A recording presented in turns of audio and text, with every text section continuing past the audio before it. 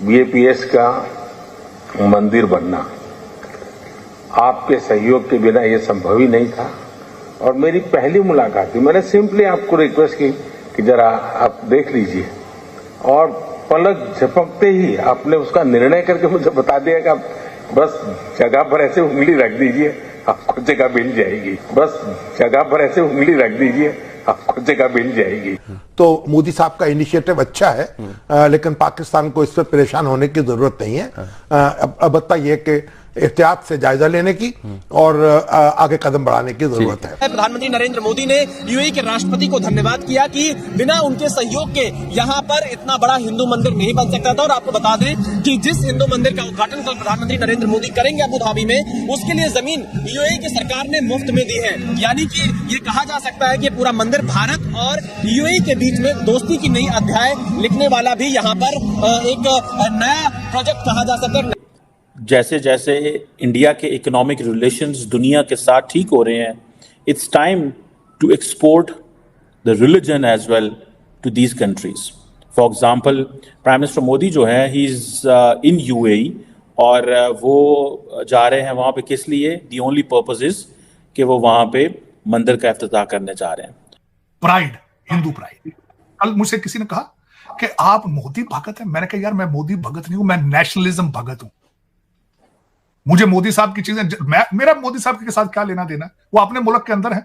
हाँ, एक बात है, बहसीत स्टूडेंट ऑफ पॉलिटिकल साइंस, जो उन्होंने नेशनलिज्म की जो तारीख रकम की है, दैट इज क्वाइट इंप्रेसिव।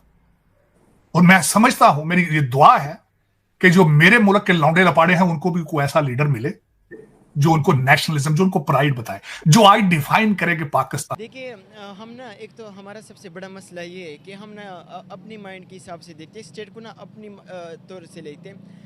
आप ना हर स्टेट ना अपने इंटरेस्ट को देखते हैं, ना तो किसी फॉरेन रिलेशन में अगर आप देखेंगे, इंटरनेशनल रिलेशन में ना तो तुम्हारा कोई क्या कहते हैं परमानेंट फ्रेंड होता है, ना तो कोई तुम्हारा परमानेंट एनिमी होता है। सिर्फ क्या कहते हैं, अपना इंटरेस्ट मैटर करते हैं।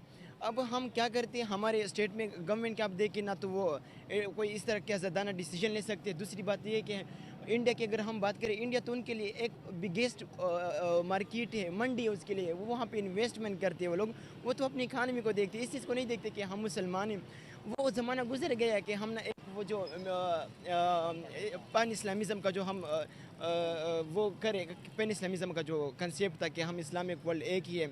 हालांकि आप इस चीज़ से निकल आए, आप अपनी इकानमी पे, अपनी मार्केट पे। और दूसरी बात ये कि इंडिया वाले के देखिए डिसीजंस वगैरह, उन्होंने अपने डिसीजन स्ट्रांग डिसीजन लेते हैं, हुकूमत जो भी फैसला लेते हैं। हमारे आप देखें, हुकूमत डिसीजन भी स्ट्रांग नहीं ले सकता है, चाहे वो पब्लिक की प्रेशर हो, चाहे वो अपोजिशन की प्रेशर हो, चाहे वो कोलिशन गवर्नमेंट में उसका अपना प्रेशर हो। लेकिन ये कि आपको स्ट्रांग डिसीजन लेनी पड़ेगी।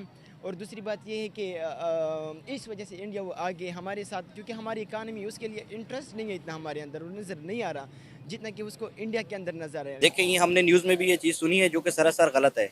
हमारी जितनी भी मुस्लिम कम्युनिटी है यूएई के अंदर, उनको इसके खिलाफ प्रोटेस्ट करना चाहिए। हमारा बिजनेस सेटअप है नवाफिस के नाम से, हम खुद भी उसके प्रोटेस्ट में शामिल हैं।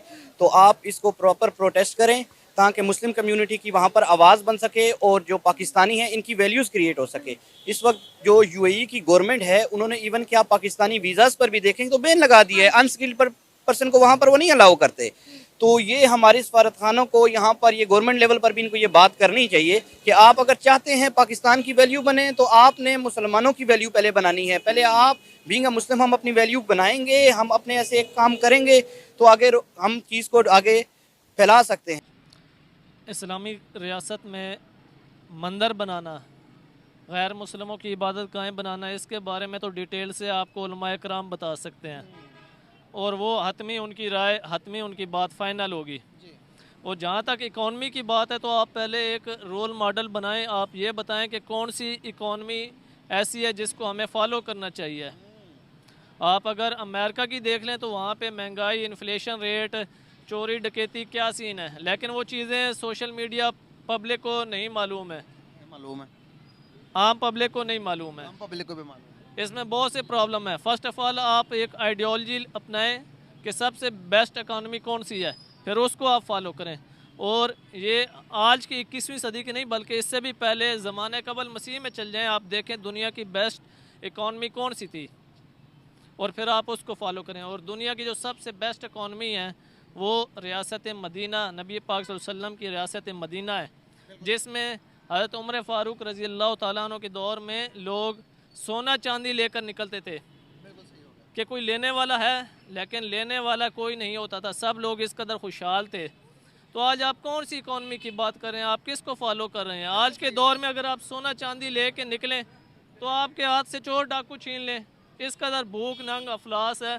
तो फर्स्ट ऑफ ऑल मैं ये कहना चाहूँगा कि नबी पाक सल्लल्लाहु अलैहि वसल्लम के उसवे हसना को फॉलो किया जाए, ख्वाह वो ज़िंदगी का कोई भी शोबा हो। एक वक्त वो था कि जब गेहूँ इधर से जाता था कलकत्ता तक, ये जो सेंट्रल पंजाब है हमारा, गुजरांवाला, ये पिंडी बटियाँ, हफ्जाबाद, हम भारत को एग्रीकल्चरल प्रोडक्ट्स देते थे। कलकत्ते तक जाता था यहाँ से, पाकिस्तान बनने से पहले। और उसके बाद भी ये जाती वो ट्रेड होती रही है दूसरी, ठीक है।